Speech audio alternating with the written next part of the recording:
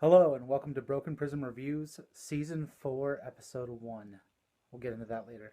Today I am reviewing Snitch. Now I sent a copy that's a pre-production copy because the Kickstarter's upcoming, so I don't have like a game box, but I can show you some artwork in the video. But let's just get into it. It's a great hidden roles game. You'll be playing around the table trying to discover who each player is, but it adds new mechanics to it. Instead of just heads down, thumbs up, and vote like werewolf or mafia, what Snitch does is actually adds a battle component. As you'll see with the cards I'll show you, there's attack cards, defense cards, mob attacks, you can summon the police, and it has a bunch of great mechanics that way. The mafia men, so the mobsters, the other three players, the one snitch, other three players are trying to suss out who the snitch is. If they find the snitch, then they win. If you accidentally kill two of the other mobsters instead of the snitch, you lose and the snitch wins. Or if the snitch manages to get 5 police summoned.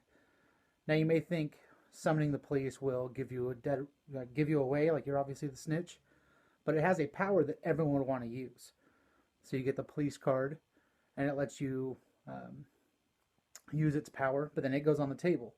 So you want to be judicious with the use of that because you may accidentally end the game and lose the game for yourself by being not the snitch playing police cards.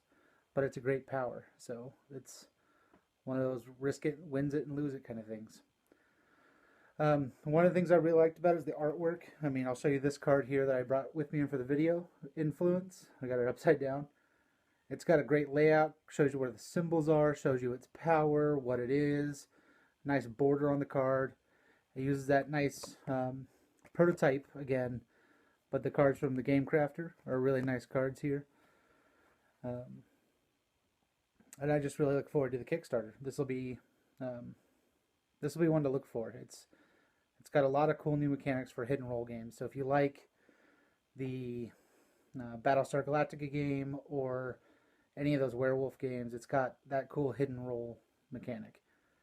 And then we'll just show you the mechanics in the game. Here, thanks. So with this setup, obviously every person has their hidden role, which I'm showing you here, and one person every round is the target player. Everyone will have 4 cards to start with, and if at the beginning of a round you don't have 4 cards, you will draw up to 4 cards. Everyone will go in order, playing from the left of the target player, playing an attack card. So if this guy wants to play his attack card face up, he's clearly attacking with that Tommy gun. He'll play any attack card he wants, or maybe the police, which, like I told you, I'll show you, chose a player other than yourself. That player cannot play any cards for the remainder of the round. If you're suspecting that target player, you'd play that right there on the target player. That would cause them from not being able to defend themselves. That was your turn. Then I'm going to go. I will also play the police. Now, that wouldn't make sense, obviously, because it's the end of the round. I want an attack. There's not an attack. There we go. Car bomb. So attack. So we got 4, 5 attack. That's 9 damage. You refer to this card because this player can't play a defense. Because we did 9 damage to a player not in the hospital, and we're playing with 4 players, we whacked him. So in the first round, 4 players, 8 or more damage to someone who's not in the hospital, kills him. We killed him. He was the snitch. We win. So the artwork's right there. You got mobsters and snitches. Minimum of 4 players. So that was a pretty rough round. The target player ended up being the first snitch. You can then just pack it all in and go again. But as you're playing, you can send people to the hospital.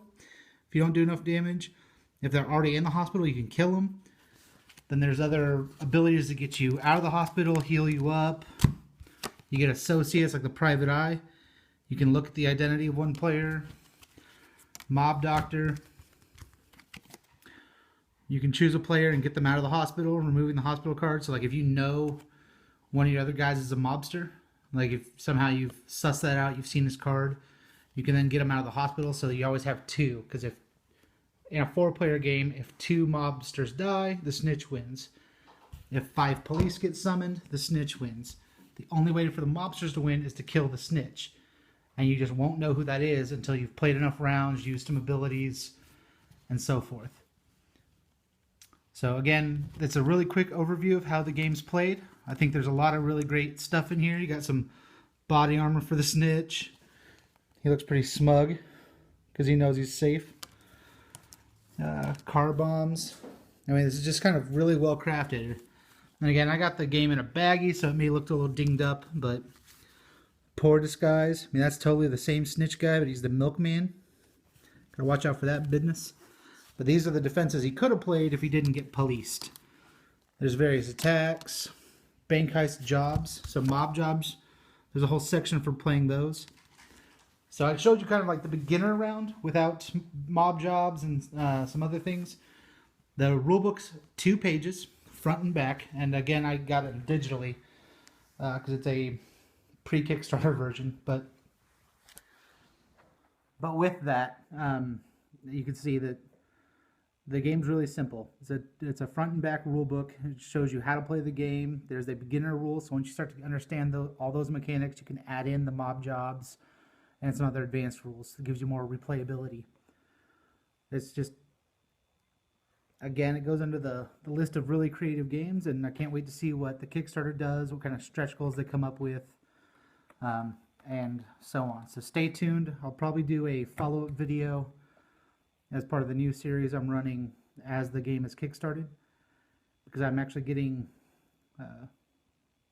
more involved with these games. As I play test them and review them, I like to cradle the grave them now. So coming forward in Season 4 is the initial review, and then what's going on with the Kickstarter follow-ups.